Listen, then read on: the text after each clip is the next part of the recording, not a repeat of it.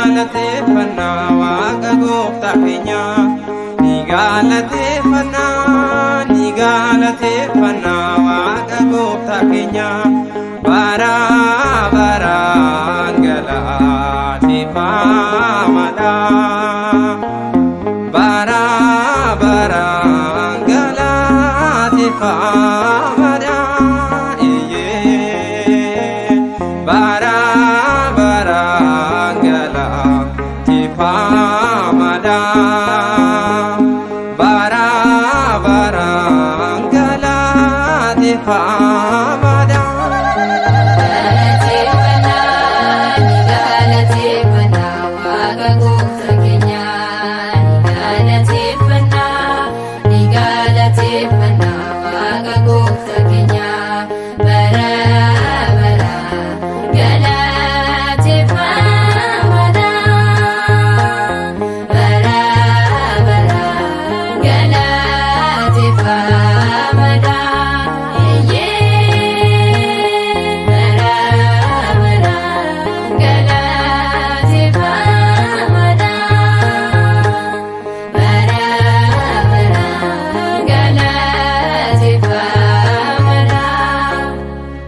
Galaanicha jene baane harka diinati kan kana taasise oolmaan kan waaqati kan nuun oolcheesisa wanjoo diinaa jala maqaansaa ulfaatu caalchisee hundarra.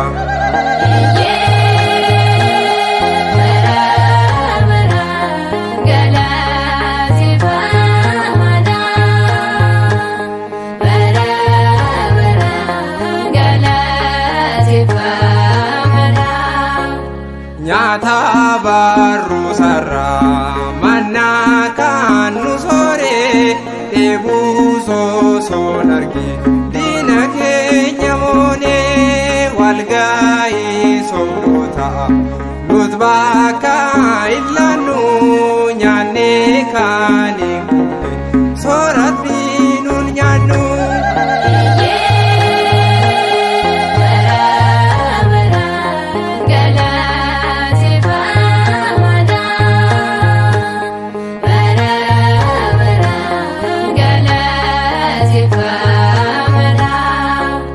Lolaa fi gugummi baay'atuun nu irratti nu yoomuu hin lamnu si waaqeffachuuti maaltu adda nu baasa jaalala gooftarraa nuus jiraannullee nu isa faana jirra.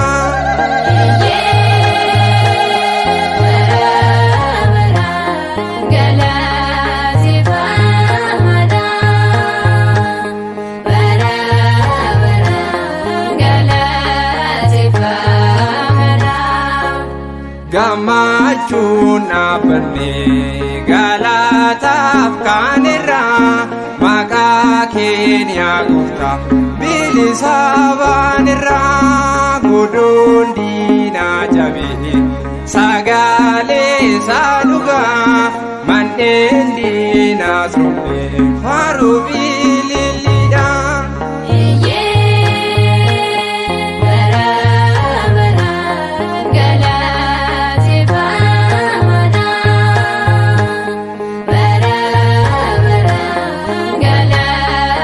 Bye.